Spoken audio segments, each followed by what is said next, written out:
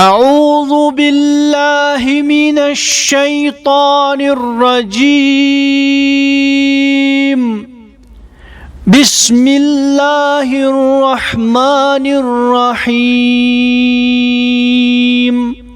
قال لا يأتيكما طعام ترزقانه إلا نبأتكما بتأويله قبل أن يأتيكما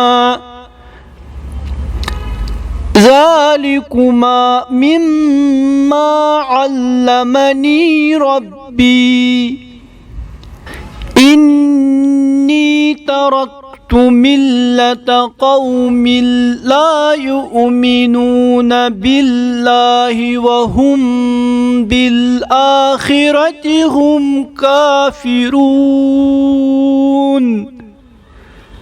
صدق اللہ العظیم۔ بسم اللہ الرحمن الرحیم۔ معزز سامعین اور ناظرین، السلام علیکم ورحمۃ اللہ وبرکاتہ۔ عزیز مصر نے حضرت یوسف علیہ السلام کی صداقت اور پاک دامنی کی بہت سی نشانیاں دیکھ لی تھیں، اور وہ جانتا تھا کہ حقیقت میں خطاوار اس کی اپنی بیوی ہی ہے، لیکن طعن اور بدنامی سے بچنے کے لیے اس نے حضرت یوسف علیہ السلام کو ناحق قید خانہ بیچ دیا۔ اسی دوران دو شخص اور بھی اتفاقاً قید خانہ بیچ دیے گئے۔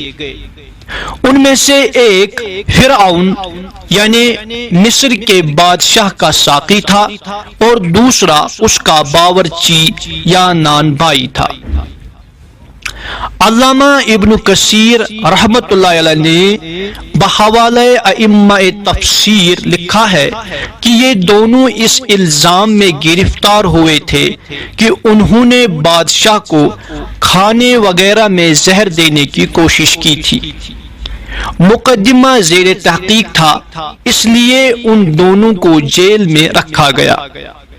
ایک رات دونوں نے خواب دیکھا۔ حضرت یوسف علیہ السلام سے ساقی نے اپنا خواب بیان کیا اور کہا، میں دیکھتا ہوں کہ جیسے شراب بنانے کے لیے انگور کا شیرہ نچوڑ رہا ہوں۔ اسی طرح نان بائی نے اپنا خواب بیان کیا اور کہا، میں دیکھتا ہوں کہ میرے سر پر روٹیوں کا ایک ٹوکرا ہے جس میں سے پرندے اور جانور نوچ نوچ کر کھا رہے ہیں۔ وہ دونوں قیدی حضرت یوسف علیہ السلام کے پاس اپنے خوابوں کی تعبیر پوچھنے کے لیے آئے، اور آخر میں عقیدت کا اظہار کرتے ہوئے ان دونوں نے کہا کہ ہم دیکھتے ہیں کہ آپ ایک نیک آدمی ہیں، اِنَّا نَرَاكَ مِنَ الْمُحْسِنِينَ۔ حضرت یوسف علیہ السلام جیل خانہ میں بھی اپنے پیغمبرانہ اخلاق اور رحمت و شفقت کے سبب سب قیدیوں کی دلداری اور خبرگیری کرتے تھے۔ جو بیمار ہو گیا اس کی عیادت اور خدمت کرتے، جس کو غمگین و پریشان پایا اس کو تسلی دیتے، صبر کی تلقین اور رہائی کی امید سے اس کا دل بڑھاتے، خود تکلیف اٹھا کر دوسروں کو آرام دینے کی فکر کرتے، اور رات بھر اللہ تعالی کی عبادت میں مشغول رہتے۔ ان کے یہ حالات دیکھ کر جیل کے سب قیدی آپ علیہ السلام کی بزرگی کے معتقد ہو گئے تھے، یہاں تک کہ قید خانہ کے حکام اور اہلکار بھی آپ علیہ السلام سے متاثر ہو گئے تھے۔ بہرحال حضرت یوسف علیہ السلام نے موقع کو غنیمت سمجھا اور ان دونوں کو پہلے دین حق کی تعلیم دینی چاہیے۔ سورہ یوسف کی آیت نمبر 37 واقعہ کے اسی حصے سے متعلق ہے۔ مفسرین نے اس آیت کے دو مطلب بیان کیے ہیں.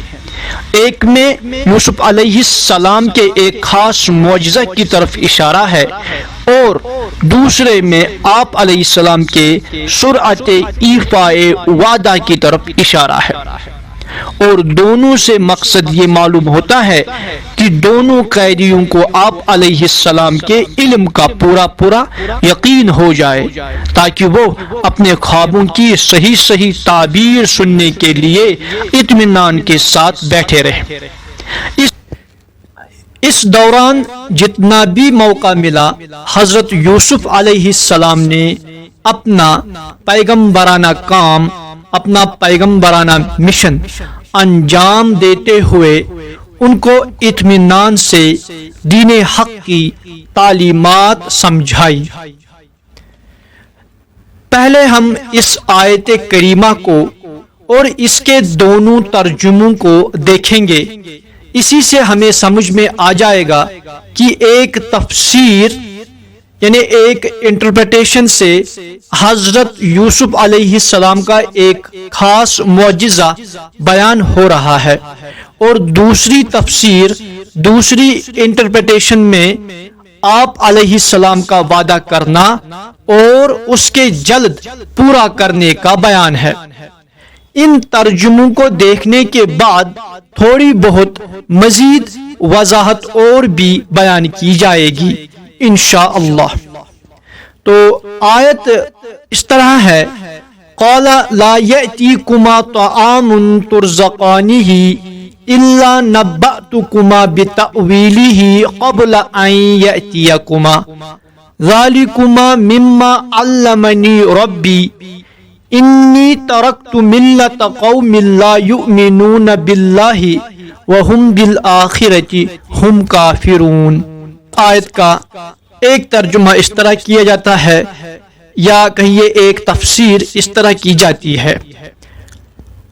وہ یعنی حضرت یوسف علیہ السلام بولے جو کھانا تم دونوں کے کھانے کے لیے آتا ہے وہ ابھی آنے نہ پائے گا کہ میں اس کی تعبیر یعنی خواب کی تعبیر تم سے بیان کروں گا قبل اس کے کہ کھانا تم دونوں کے پاس آئے.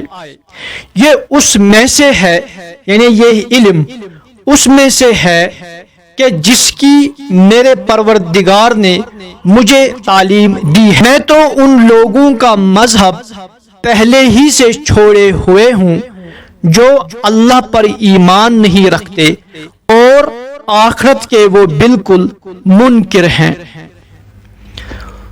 دوسرا ترجمہ یا دوسری تفسیر اس آیت کریمہ کی اس طرح کی جاتی ہے: حضرت یوسف علیہ السلام نے فرمایا دیکھو جو کھانا تمہارے پاس آتا ہے جو کہ تم کو کھانے کے لیے جیل خانہ میں ملتا ہے، میں اس کے آنے سے پہلے اس کی حقیقت تم کو بتلا دیا کرتا ہوں. یعنی کھانے کی حقیقت تم کو بتلا دیا کرتا ہوں کہ فلان چیز آئے گی اور ایسی ہوگی. اور یہ بتلا دینا اس علم کی بدولت ہے جو مجھ کو میرے رب نے تعلیم فرمایا ہے، یعنی مجھ کو وحی سے معلوم ہو جاتا ہے. پس یہ معجزہ ہوا جو کہ دلیل نبوت ہے. میں نے تو ان لوگوں کا مذہب پہلے ہی سے چھوڑ رکھا ہے جو اللہ پر ایمان نہیں لاتے اور وہ لوگ آخرت کے بھی منکر ہیں.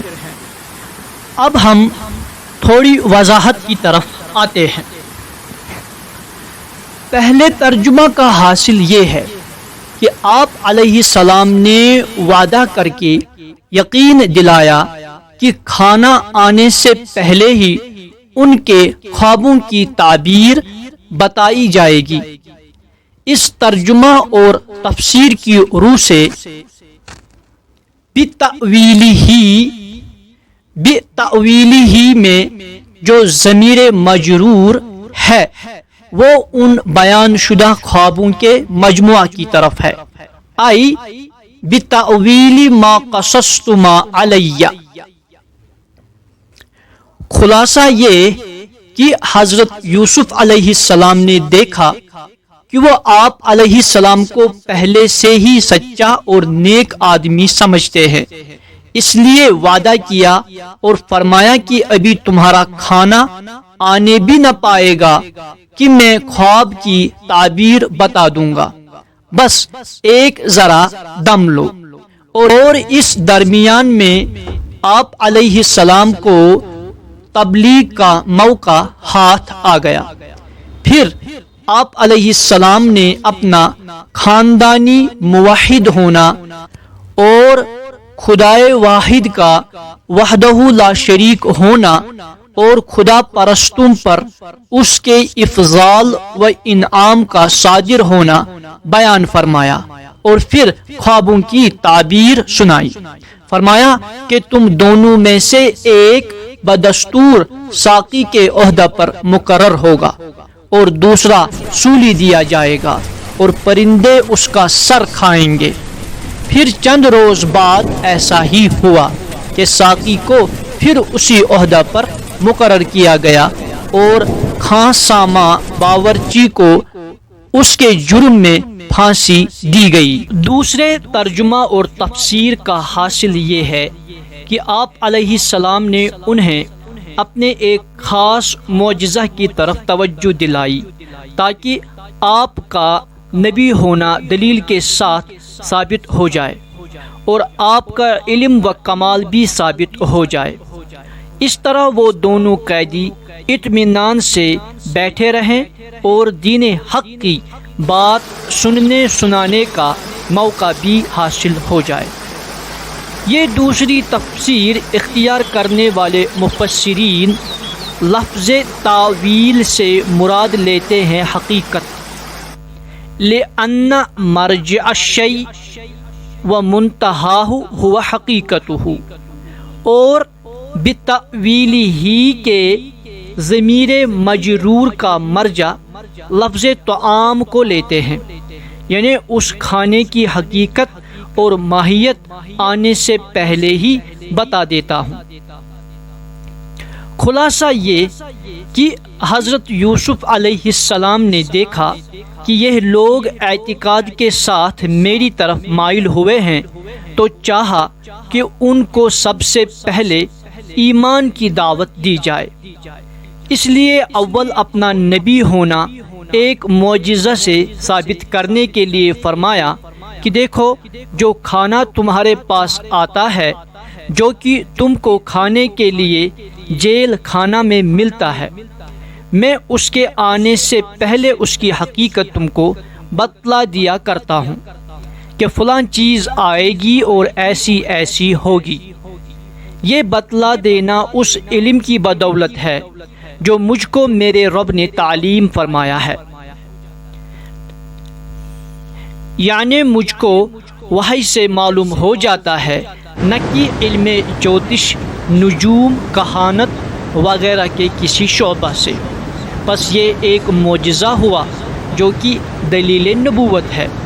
اس بات نبوت کے بعد آگے پھر اس بات توحید کی دلیلیں پیش کیں اور انہیں سمجھایا کہ جب میرا کمال اور نبوت دلیل سے ثابت ہے تو جس راستہ کو میں اختیار کروں اور اس کو صحیح بتلاؤں وہ حق ہوگا۔ ان سب باتوں کے بعد آخر میں نہایت حکیمانہ انداز میں فرمایا، اے قید خانہ کے رفیقو، ذرا سوچ کر بتلاؤ کہ عبادت کے واسطے متفرق معبود اچھے یا ایک معبود برحق اچھا، جو سب سے زبردست ہے، جس کا ہر چیز پر قبضہ ہے، جس کے سامنے تمام مخلوق پست و عاجز، لاچار و بے بس ہے، جس کا ثانی، شریک اور ساجی کوئی نہیں، جس کی عظمت و سلطنت چپے چپے اور ذرے ذرے پر ہے، وہ اچھا۔ مقصد اس ویڈیو کے تیار کرنے میں اس بات کو واضح کرنا ہے کہ ایسے بہت سے مقامات ہیں جہاں نص یعنی ٹیکسٹ ہی میں ایک سے زیادہ تفسیر اور توضیح انٹرپریٹیشنز کی گنجائش ہوتی ہے، اس لیے وسعت مطالعہ، وسعت قلب، تحمل، برداشت اور رواداری یعنی ٹالرنس کو بڑھانا ضروری ہے، اور اپنے اسلاف، علماء، فقہاء، محدثین، مفسرین، متکلمین، محققین اور مصلحین امت کی دل سے قدر اور عزت کرنا ہم پر لازم اور واجب ہے، کیونکہ دین کی باتوں کو صحیح سمجھنے کے لیے ہم اسلاف کے مرتب شدہ اصول اور قواعد کے بھی محتاج ہیں۔ شکراً لکم، جزاکم اللہ خیر الجزاء، وعلیکم السلام ورحمۃ اللہ وبرکاتہ۔